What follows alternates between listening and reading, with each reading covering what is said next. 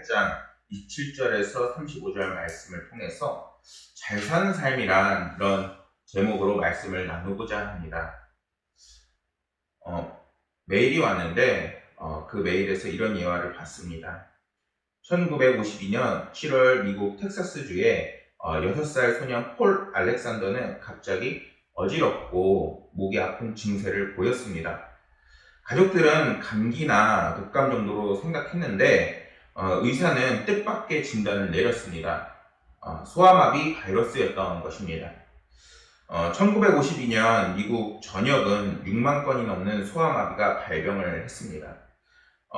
그 중에 폴도 이제 소아마비가 걸린 사람 중에 하나가 된 것이죠. 처음에는 몸살과 고역 증세로 시작이 됐지만 얼마 후에 걷고 음식을 삼키고 숨을 쉬는 능력까지 모두 잃게 된 폴은 기관 절제술을 한 다음에 밀폐된 탱크, 이렇게 사진을 보니까 사람 크기의 탱크인데 아주 크더라고요.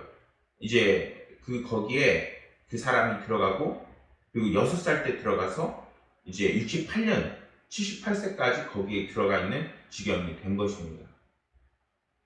그렇게 18개월이나 지났지만 오히려 그의 신체는 몸 아래로 거의 마비가 되었고 철제 폐 밖에서는 숨을 쉴 수 없었습니다.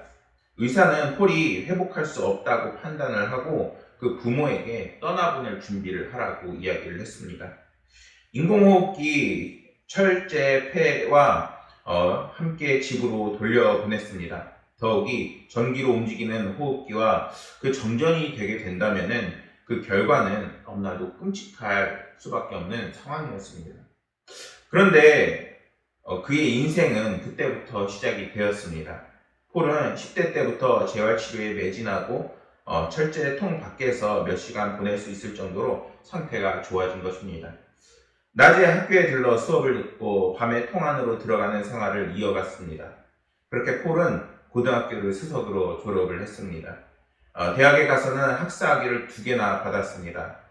변호사 시험에도 합격을 하고 잠시나마 변호사로도 활동을 했습니다.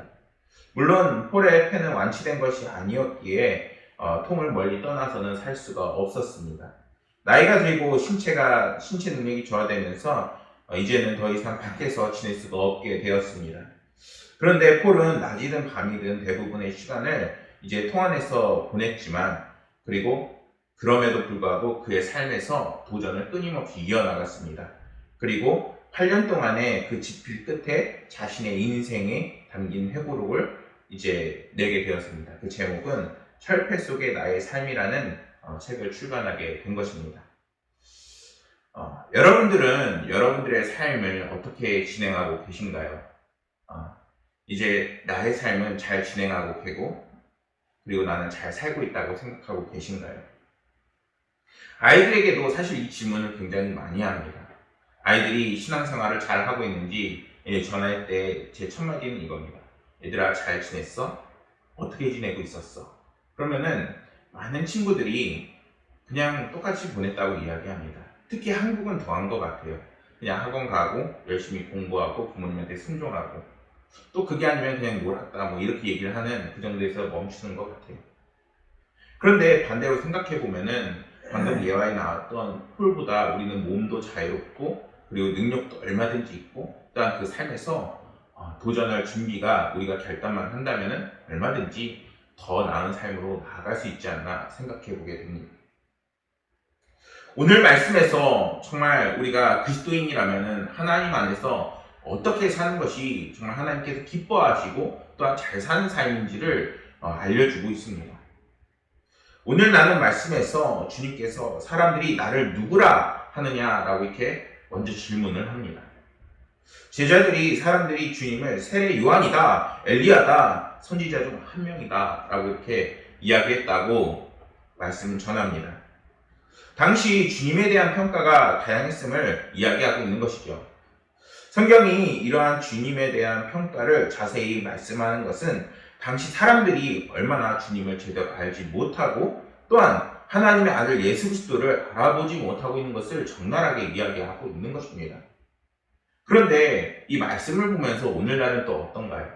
오늘날에도 주님을 제대로 알지 못하는 사람들이 정말 많이 있고, 그리고 주님을 영접하지 못하는 사람들이 많이 있습니다. 심지어 그리스도인들 중에서도 주님을 올바로 알지 못해서 주님의 크신 은혜를 제대로 맛보지 못하는 그리스도인들도 더러 있습니다. 현대는 인문과 사회, 과학과 경제, 심지어 정치까지 그 문명이 고도로 발달했다고 자부하는 시대입니다. 그럼에도 불구하고 아직도 많은 사람들이 예수님을 제대로 알지 못하고 있습니다. 그분을 위대한 사상가나 해방가나 또는 심지어 미신이라고 허구라고까지 평가하는 사람들도 있습니다. 우리는 주님에 대해서 올바로 알고 주님에 대해서 증거하는 삶을 살아야 하는 그리스도인입니다. 우리 그리스도인은 주님을 향한 세상의 그 평가와 흐름에 휩쓸리는 것이 아니라 올바로 주님을 알고 그 믿음을 지키는 삶을 살아야 하는 것입니다. 성경은 분명하게 증거합니다. 예수 그리스도는 하나님의 아들이시고 그분을 나의 구주로 영접할 때에 우리는 죄로부터 자유함을 얻게 되고, 그리고 최종적으로 구원을 얻는 그 길로 나아가게 된다는 것입니다. 그렇기에 이 세상을 사는 데에 정말 잘 사는 것은 모든 복의 근원이신 주님을 영접하고 하나님과 함께하는 삶을 살아야 하는 것입니다. 29절 말씀에서 주님께서 이전에는 제자들을 향해서 질문합니다.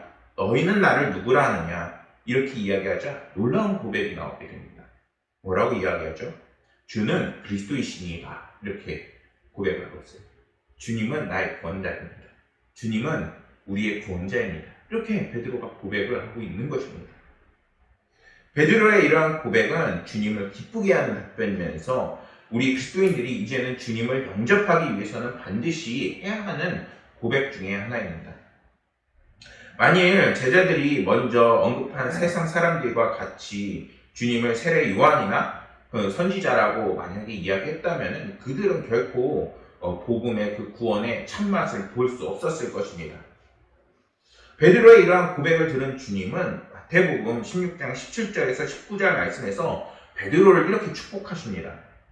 예수께서 대답하여 이르시되 바요나 시몬아 내가 복이 있도다. 이를 내가 내게 알게 한 것은 혈육이 아니요 하늘에 계신 내 아버지시니라. 또 내가 내게 이르노니 너는 베드로라. 내가 이 반석 위에 내 교회를 세우리니 음부의 권세가 이기지 못하리라.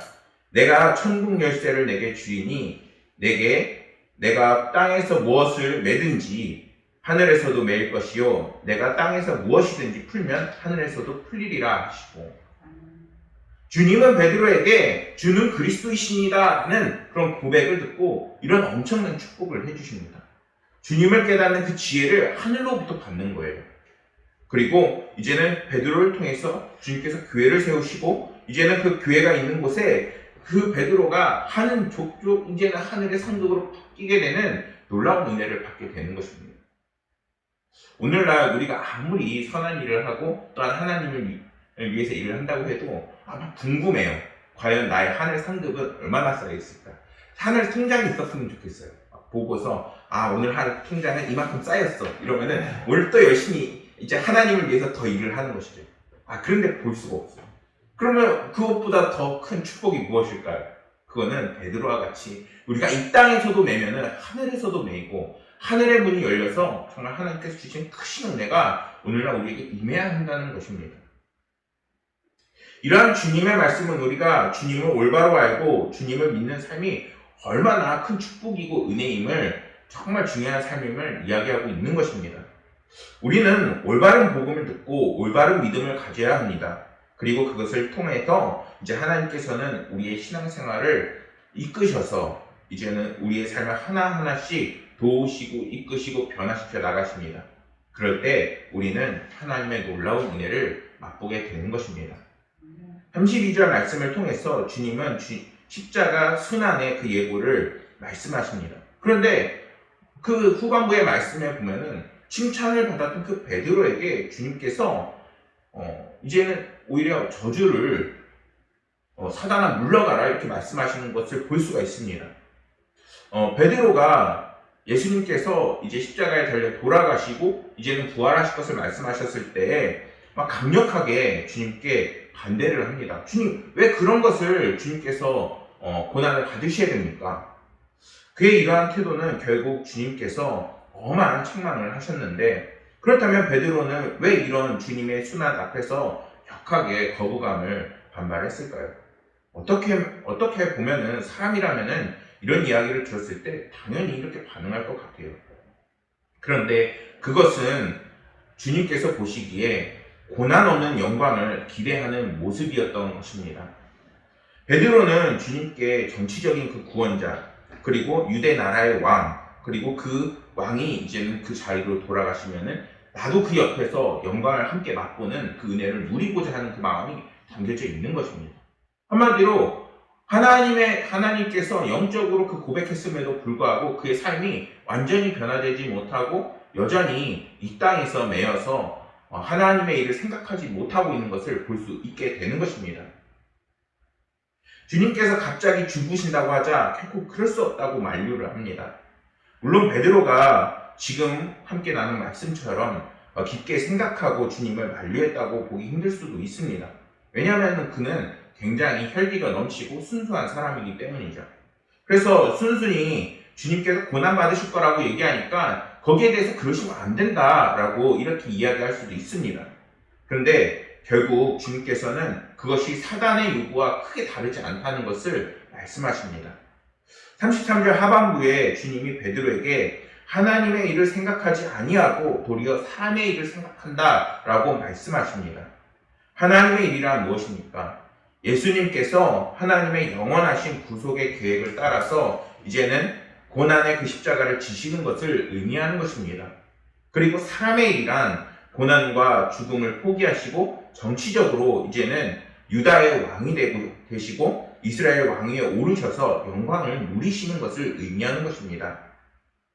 마태복음 4장 8절에서 9절 말씀에 주님께서 사단에게 시험 받으시는 장면이 나옵니다.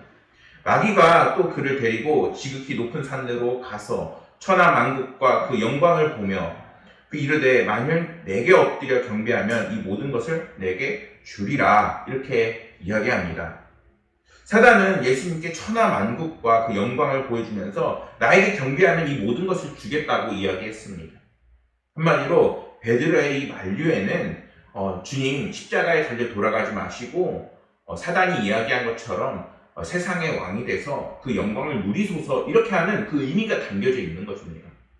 그러니 베드로가 사단이라기보다는 지금 베드로의 그 마음이 사단에게 유혹을 받아 정말 해서는 안 될 말을 하고 있다는 것이죠.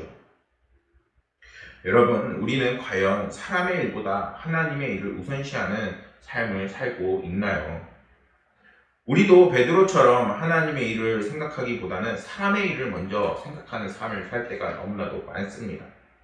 우리는 나의 유익과 자신의 영광을 위해서 생각하고 살아갑니다.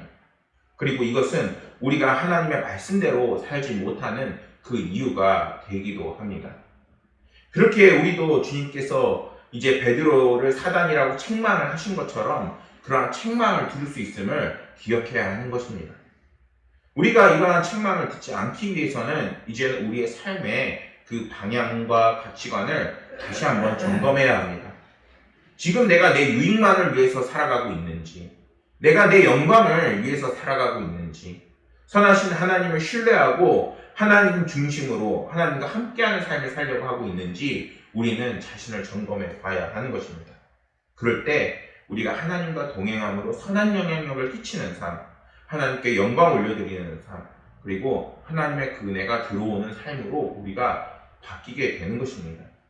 그리고 중요한 것은 이러한 하나님의 영광을 위해 사는 삶을 살 때 이제는 우리가 이것을 해야 하는 것입니다. 오늘 말씀에 나오죠.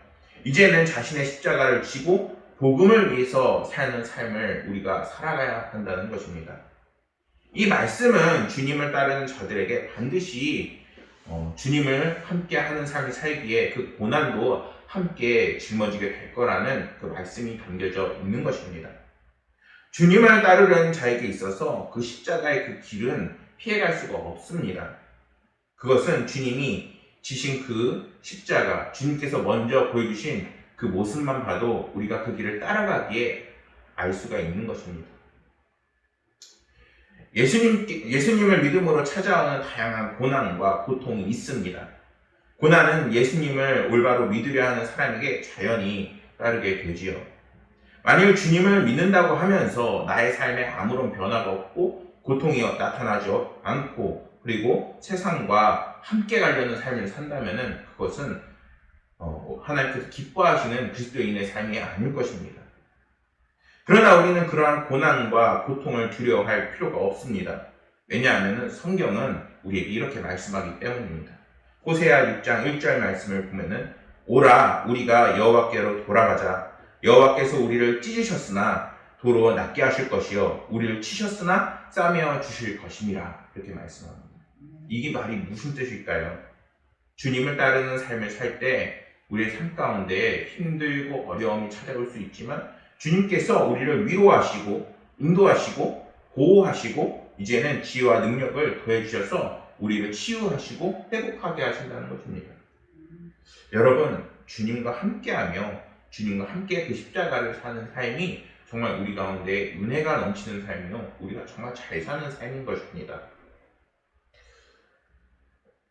예화 하나를 들려드리면은 어느 날 예수께서 무리들에게 십자가를 나누어 주셨습니다. 무리 중에 실라스라는 게으름쟁이가 있었습니다. 실라스는 예수께 자기에게 무거운 십자가를 주셨다고 생각을 했습니다. 주님, 이 십자가는 왜 이렇게 무겁습니까? 왜 저에게 이런 무거운 십자가를 주시는 겁니까? 이렇게 이야기를 한 겁니다. 그러자 예수님께서 대답하셨습니다. 실라스야, 그렇게 무겁니? 그렇다면 오히려 다행이구나. 왜냐하면 그 무거운 십자가를 질수록 이제는 네가 받을 상급이 더 클 것이기 때문이다. 그 말씀을 하시고 예수님은 이렇게 떠나셨습니다. 이 게으름뱅이 실라스는 계속 투덜대면서 무겁고 힘들다고 하면서 불평을 했습니다. 그러면서 십자가를 지고 갔죠. 얼마 지나지 않아 십자가를 땅에 내려놓고 십자가를 바라보면서 그 무거운 십자가가 가벼운 십자가로 바뀌어지면 좋겠다고 생각을 하고 있었습니다. 그때 누가 나타났을까요? 바로 사단이 나타난 겁니다. 사단이 이렇게 이야기합니다. 십자가가 무거워 보이네? 나는 가벼운 종이로 무엇이든지 모조품을 만들 수가 있어. 그리고 이것을 가지고 가면은 나중에 하나님을 만났을 때 똑같이 그 십자가의 무게로 보여줄 수 있는 나는 종이 십자가가 있어. 이 게으름뱅이 실라스가 엄청 기뻐한 겁니다. 그리고 사단에게 충분히 살해를 할 테니까 그 십자가, 종이 십자가를 달라고 이야기를 합니다. 그렇게 해서 굉장히 무거웠던 십자가가 이제는 종이 십자가로 바뀐 것이죠. 그리고 나서 주님을 다시 만나게 됐습니다.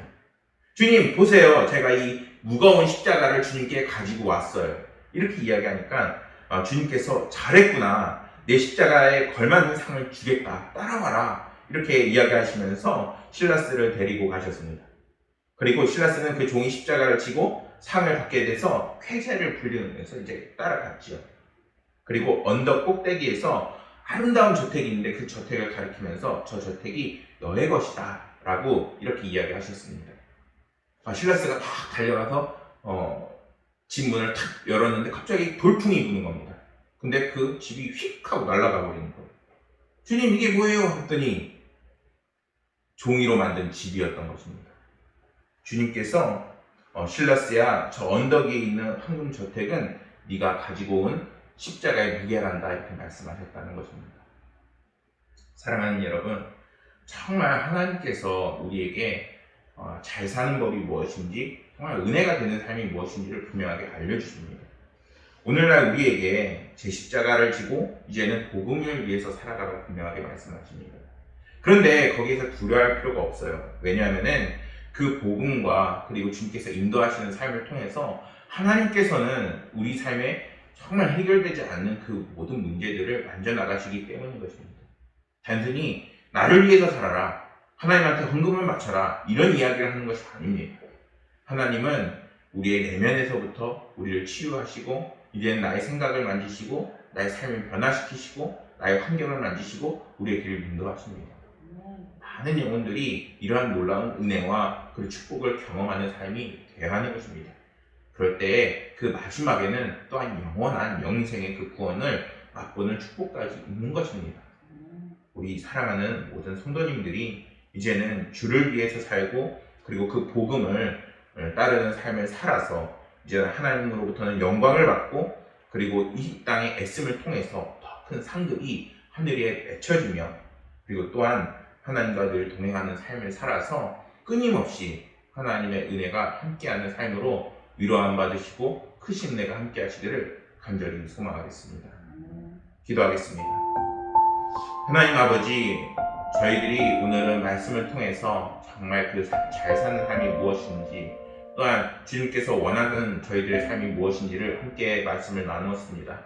아버지 하나님이시여, 우리가 늘 하나님과 동행하는 삶, 하나님의 그 은혜가 충만히 넘치는 삶이 되게 하여 주옵소서. 단순히 그것이 우리의 입으로, 기도로, 그리고 또한 찬양으로만 맺혀지는 것이 아니라 정말 주님과 함께 고난과 십자가를 짊어질 때 이루어진 것을 알고 있사오니 아버지 하나님이시여, 우리가 십자가를 짊어짐에 있어서 주님의 선하심과 그리고 그 치유하심과 회복하심과 인도하심이 분명히 있다는 것을 그 믿음을 잃지 않도록 도와주옵소서.